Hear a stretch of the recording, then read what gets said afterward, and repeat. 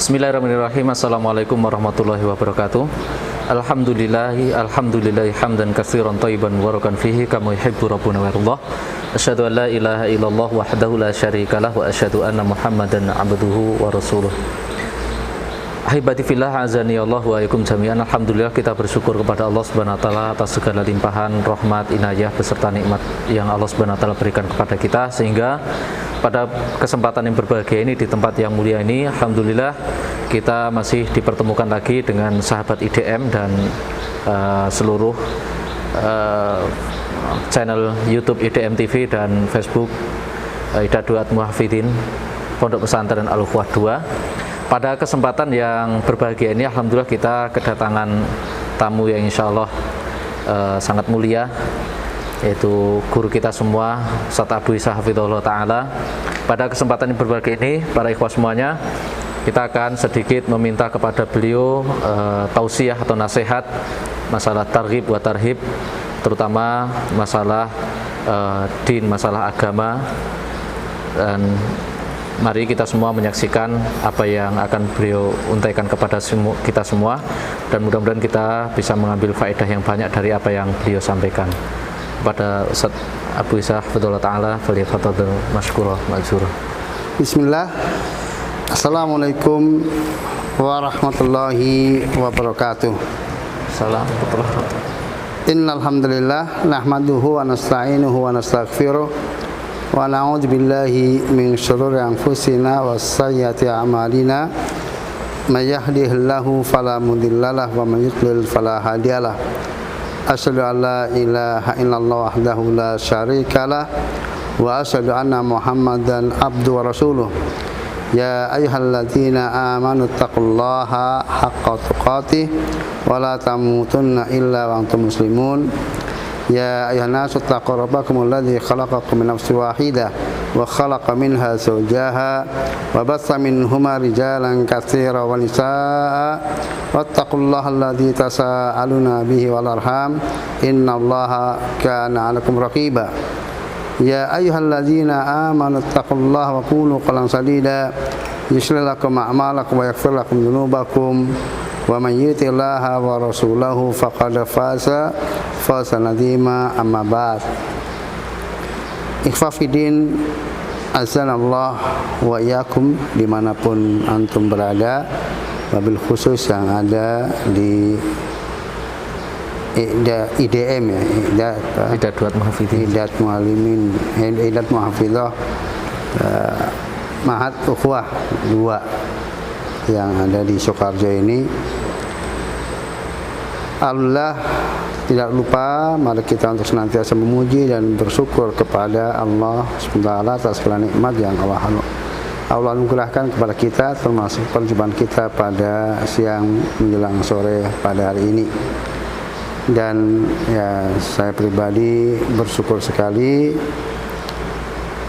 bisa berziarah ke ya sahabat saya, teman sejawat, ya walaupun beda umur jauh ya, tapi beliau teman sejawat waktu sama-sama di Tasik, dan juga sama-sama sering ketemu di Cikarang, di Postafit Cikarang ya, di Cikarang baru.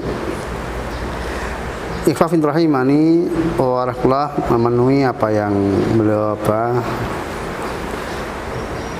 minta dari saya untuk menyampaikan sedikit tausiah untuk para santri atau para khidmat yang ada di sini, dan juga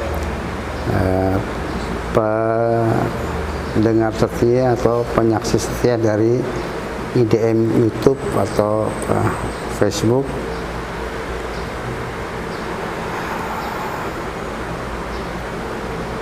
Hanya saya ingin mengingatkan diri saya dan juga antum semua tentang apa yang menjadi sebab keberadaan kita. Ada di muka bumi ini, Allah SWT menciptakan kita, dan ternyata hanya satu sesungguhnya tujuannya, dan semua kita apalagi antum hafal semua ayatnya, di mana Allah berfirman, wa ma khalaqtul jinna wal insa illa liya'budun. Tidaklah aku ciptakan jin dan manusia kecuali untuk beribadah kepadaku. Liya'budun liwahidun, untuk beribadah kepadaku maksudnya lah untuk mentauhidkanku, kata Syekh Muhammad At-Tamimi rahimahullah, mengambil dari penjelasan Ibnu Abbas radhiyallahu anhu, kullu mawdi fil Quran umulullah fa ma'nahu wahidullah. Di setiap ayat dalam Al-Quran di mana ada perintah beribadahlah kepada Allah, maka maksudnya adalah tauhidkanlah Allah dalam beribadah. Maka karena ini sesungguhnya tujuan Allah mewujudkan kita, ya tujuan di sini tujuan syar'i, bukan tujuan kauni. Tujuan syar'i adalah supaya kita semuanya untuk menjadi hamba Allah Ta'ala yang mentauhidkan Allah Ta'ala semata. Berarti ini obsesi kita, ini tugas kita, dan ini fokus kita. Jadi kemanapun kita berada, dimanapun kita berada, kemanapun kita pergi, apapun status kehidupan kita, jadi apapun kita keberadaannya, maka fokus kita adalah kita menjadi bagian dari hamba Allah yang mentauhidkannya dalam beribadah kepadanya. Ini pokok yang ingin saya sampaikan.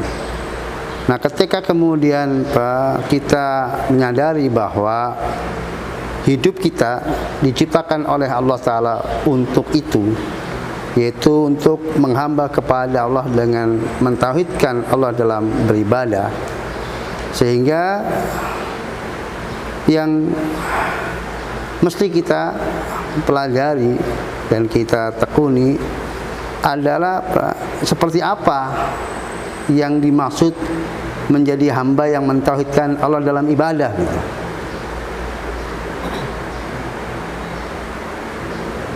Maka kita harus memahami apa itu ibadah, ya, cakupan ibadah, kemudian syarat agar ibadah itu diterima oleh Allah, termasuk rukun ibadah. Apa tujuannya? Ya supaya dengan kita mengetahui itu semuanya, kita bisa mewujudkan apa yang sesungguhnya Allah kehendaki dengan ibadah tersebut. Dan informasi itu semuanya jelas ada dalam Al-Quran dan hadis-hadis Nabi SAW. Dan antum yang ada di IDM ini jelas aktivitas kesehariannya adalah menghafal Al-Quran. Dan hafal Al-Quran itu salah satu dari bentuk ibadah, dan bukanlah itulah tujuan dari kita diciptakan, tetapi di antara bentuk-bentuk ibadah adalah dengan kita menghafal kitabullah. Tetapi kitab pula diturunkan itu bukan pokoknya untuk dihafal, tapi untuk apa? Untuk dipahami, karena Allah Ta'ala menurunkan Al-Quran adalah hudal linnas, sebagai petunjuk bagi umat manusia. Ketika tidak ada umat manusia yang menjadikan Al-Quran sebagai petunjuknya kecuali orang-orang bertakwa, Allah pun katakan hudal lil muttaqin, ya, sebagai petunjuk bagi orang-orang yang bertakwa. Artinya berarti Al-Quran dihafal itu adalah sebagai wasilah untuk kemudian kita memahami isinya, karena di sanalah informasi tentang bagaimana kita menjadi hamba Allah SWT. Maka jangan sampai sekali-kali seorang itu dia hafal Al-Quran akan tetapi tidak memahami konsep ibadah kepada Allah SWT. Kita harus ingat bahwa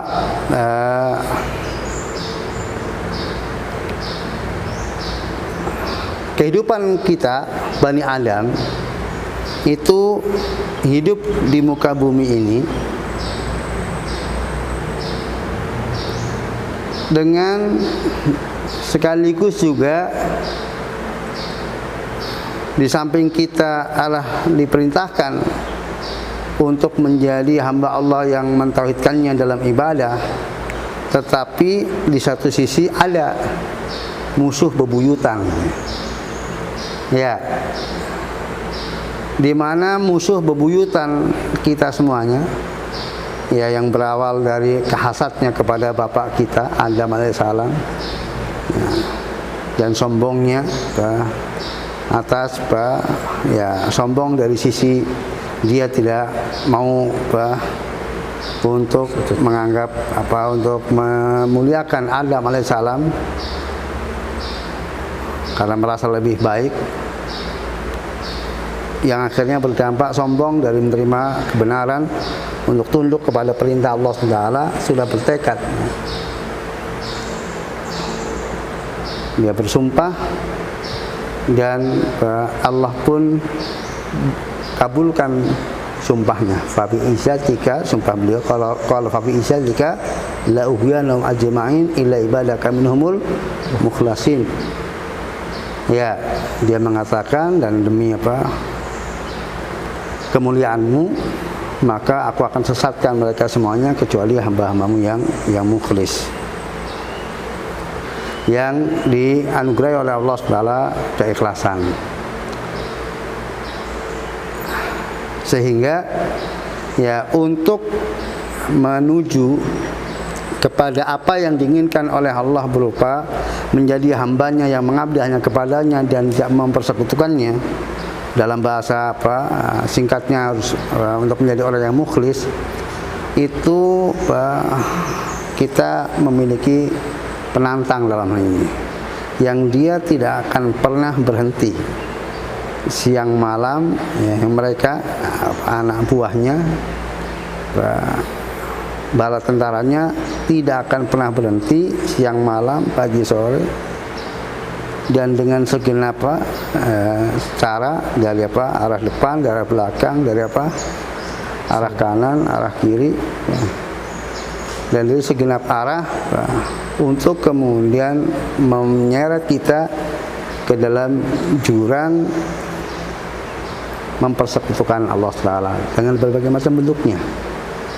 Kalau kemudian kita lalai tentang hal ini, lalai adanya permusuhan, yang sini permusuhan pokoknya di sini, karena segala cara yang mereka lakukan endingnya untuk ke sana. Endingnya adalah untuk kemudian bagaimana tujuan penciptaan Allah, tujuan diturunkannya syariat, ya, tegaknya langit dan bumi ini adalah terwujudnya tauhidullah di muka bumi ini, yang diwujudkan oleh kita semuanya. Nah, itu yang diupayakan untuk kemudian jangan sampai ini terwujud. Memang dia pun menyadari bahwa tidak mungkin untuk kemudian semuanya, tetapi tekad itu jelas upayakan untuk semuanya. Walaupun dia sadar, mereka sadar nggak mungkin semuanya, maka sadarkan pengecualian illa ibadaka minhumul mukhlasin, ya, berarti ada, dan itu adalah sangat minoritas. Wala tajid aktsarahum syakirin, kamu nggak akan dapatkan ya Allah kebanyakan mereka itu bersyukur, dan Allah tetapkan memang itu yang terjadi. Wa qalilun min ibadiyas syakur, dan sedikit dari hambaku yang bersyukur. Mengapa ini penting, Pak, untuk saya ingatkan seperti ini di lembaga-lembaga tahfidz Quran ini, melebihi mungkin dari hal-hal yang lainnya. Sebab terkadang ketika kemudian seseorang sudah mendapatkan kesempatan dan peluang untuk kemudian dia kesehariannya bersama kitabullah, ya, dia kan sehari-harinya bersama kitabullah, seakan-akan bahwasanya kitabullah itu dalam hatinya. Betul, kitabullah dalam hatinya secara huruf-hurufnya, betul, huruf-hurufnya ada dalam hatinya. Tetapi apakah yang diinginkan dengan kitabullah itu ada di dalam hatinya, sehingga kemudian itu pula yang kemudian menjadi jalan hidupnya? Ini yang ya, karena kita harus tahu bahwa dengan perjalanan hidup iblis dan bala tentaranya yang mengikuti perjalanan hidup manusia, maka mereka secara umum mengetahui kecenderungan manusia. Maka mereka akan menggoda manusia sesuai dengan kecenderungannya. Tentunya seseorang yang memiliki semangat tinggi untuk kemudian menghafal Al-Quran, ya dia tidak akan digoda dari siapa? Dari sisi kemudian untuk berpaling dari agama secara total, kemudian hidup dengan hiruk pikuk dunia, dengan apa? Dengan ya mungkin berbagai macam hura-huranya, mungkin minum keras, kemudian bermusik ria dan sejenisnya. Karena apa? Itu bukan apa? Bukan passionnya hanya, itu bukan.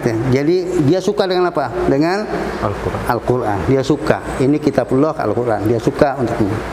Maka artinya setiap kita, siapapun kita, itu setan akan apa? Akan mencari celah dari kecenderungan kita. Termasuk apa? Guru tauhid sekalipun. Ya. Jadi Hafidhul Quran. Hafidhul Quran apa? Hafidhul Quran, jangankan hafidhul Quran, guru tauhid, ya. Guru tauhid kan apa? Dia mengingatkan manusia untuk apa? Untuk mentauhidkan Allah. Tapi ya, dia akan masuk juga dari apa? Dari sisi itu. Supaya artinya apa? Supaya kita, apapun kedudukan kita, posisi kita, jangan pernah lalai bahwasanya kita itu punya musuh yang dia senantiasa mengincar kita. Dari apa? Dari kecenderungan untuk keluar dari jalan mentauhidkan Allah Taala. Maka contohlah bapak para nabi, Abul Hunafa, ya, Abul Amya, siapa? Ibrahim alaihissalam. Dan apa yang ada pada diri beliau ini betul-betul kalau kita mau menyadari itu adalah peringatan besar bagi kita semuanya. Sekelas Ibrahim alaihissalam, antum semuanya hafal ayatnya dalam surat Ibrahim ayat 35 dan 36. Bait qala Ibrahimu rabbi ja'al hadzal balada amina waj'alni wa baniya anak mudal asnam rabbi innahunna allanna katsiran minan nas. Ya. Coba sedikit ya tentang ayat ini. Jadi ingatlah ketika Ibrahim berdoa, ya Allah, wahai Tuhanku, jadikanlah negeri ini, yaitu Mekah, sebagai negeri yang damai, sentosa, dan jauhkan aku. Beliau sebutkan dulu aku, jauhkan aku dan anak cucuku. Dari apa? Dari penyembahan kepada berhala. Ingat, beliau tidak mengatakan wajnub baniya, jauhkanlah anak cucuku, tapi wajnubni, jauhkanlah aku. Maka ayat ini ya lalu beliau sampaikan karena sesungguhnya penyembahan kepada berhala telah menyesatkan banyak manusia. Maka ayat ini ya, sebagaimana para ulama memahaminya, kemudian ada perkataan yang ini menggugah kita semuanya dari salah satu ulama salaf, Ibrahim At-Taimi rahimahullah. Beliau mengatakan fama ya'manu bala ba'da Ibrahim. Lalu siapa? Ini istifham ingkari, pertanyaan retoris. Lalu siapa yang merasa aman dari bala, yaitu musibah, terjerumus kepada penyembahan berhala, kepada kesyirikan setelah Ibrahim saja tidak merasa aman? Ya. Kita itu siapa? Ya. Modal kita apa? Guru tauhid, guru akidah, penghafal Al-Quran. Ibrahim itu bapaknya para nabi. Abul Hunafa, yang nabi kita pun diperintahkan oleh Allah untuk apa? Untuk mengikuti apa? Milah Ibrahim. Tsumma auhayna ilaika an tabi millata Ibrahim hanifa wa makana minal musyrikin. Kemudian aku wahyukan padamu untuk ikuti milah Ibrahim.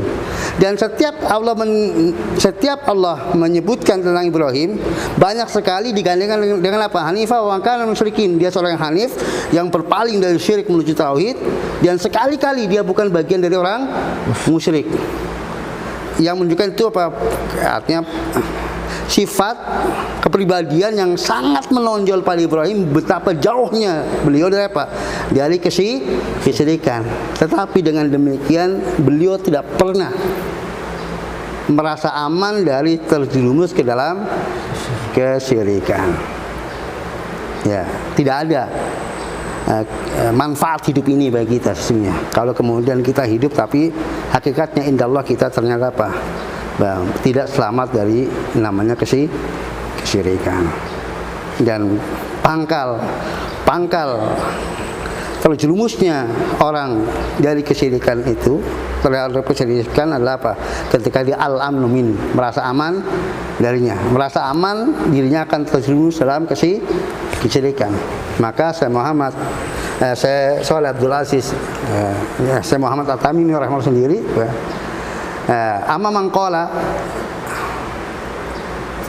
amma tauhid faqad fahimtuhu wa huwa min akbari maqaid asyaitan. Kama qala. Jadi saya Muhammad At-Tamimi rahimahullah beliau mengatakan, adapun orang yang berani mengatakan adapun tauhid aku sudah paham, dengan maksud ya dia jangan ajari aku tentang apa, tentang tauhid. Aku sudah merasa sudah bisa, merasa sudah menjadi bagian darinya, merasa sudah pintar dengan itu. Jangan maka ketahuilah bahwa itu paling besar dari tipu daya setan.